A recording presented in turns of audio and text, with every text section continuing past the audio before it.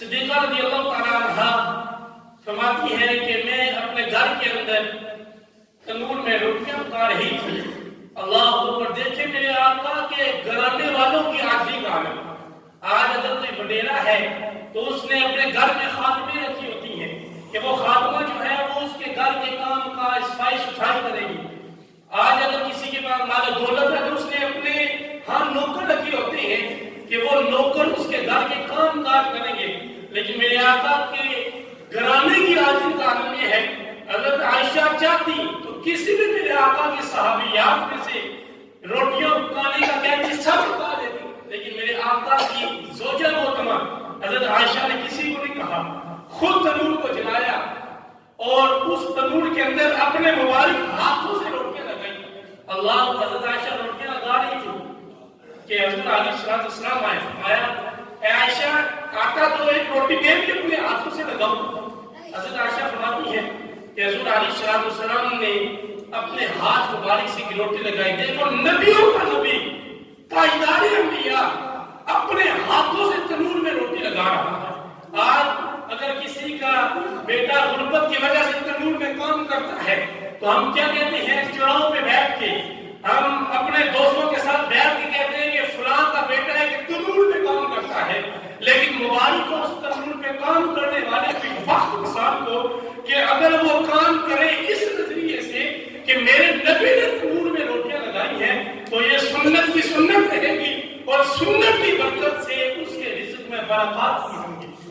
اللہ اکبر. میرے آقا نے اپنے ہاتھ مبارک سے روٹی تنور میں لگائی. عائشہ نے جو روٹیاں لگائی تھی وہ پکی اور وہ حضرت عائشہ نے نکالی. لیکن میرے آقا نے جو روٹی لگائی تھی وہ پکنے کا نام نہیں لے رہی. تو میرے آقا نے کی بارگاہ میں حضرت عائشہ حاضر ہوئی. عرض کیا یا رسول اللہ صلی اللہ تعالی علیہ وسلم جو روٹیاں میں نے اپنے ہاتھوں سے لگائی تھی وہ تو پک گئی ہیں لیکن جس روٹی کو آپ نے لگایا تو وہ بھی تک نہیں پکی. تو میرے آقا مسکرائے. فرمایا اے عائشہ جس چیز کو میں ہاتھ لگاؤں یہ دنیا کی آگ کو کیا اگر رب جہنم میں بھی اس کو ڈالے تو جہنم کی آگ اسے نہیں چھوڑے. یہ سرکار کے ساتھ لگنے والی چیزوں کی برکات ہے کہ دنیا کی آگ یا جہنم کی آگ کا بھی اس پہ اثر نہیں ہوگا.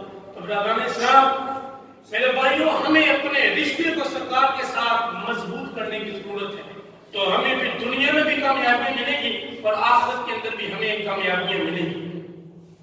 ایک اور روایت کے اندر آتا ہے حضرت اسماء رضی اللہ تعالی عنہا فرماتی ہے کہ میرے گھر کے قریب مسجد تھی کہ ایک مرتبہ حضرت علیہ السلام ہمارے محلے کی مسجد میں نماز مغرب ادا کرنے کے لیے تشریف لائے.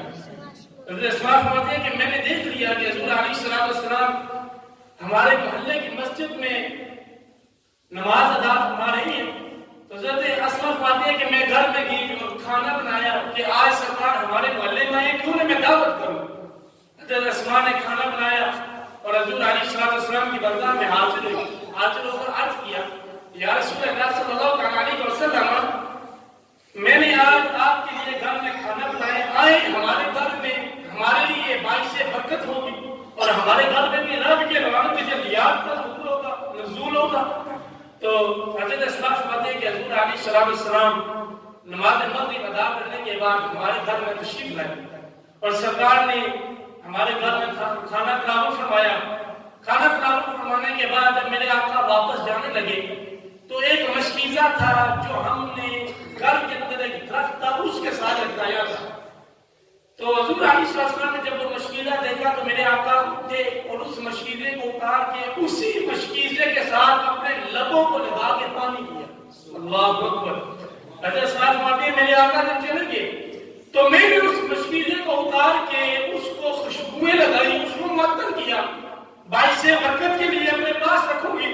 اور ایک روایت میں آتا ہے کہ جہاں پر میرے آقا کے لب مبارک لگے تھے حضرت اسماء نے وہاں سے اس مشکیزے کو کاٹا اور اپنے پاس رکھ دیا. فَكُنَّا نَسْقِي مِنْهُ الْمَرِيضَ جب بھی کوئی بھی بیمار ہوتا ہم اس مشکیزے کے ٹکڑے کو پانی میں ڈالتے اور وہ پانی سے نکال کے مریض کو پانی پلاتے. تو رب اس مشکیزے کے ٹکڑے جس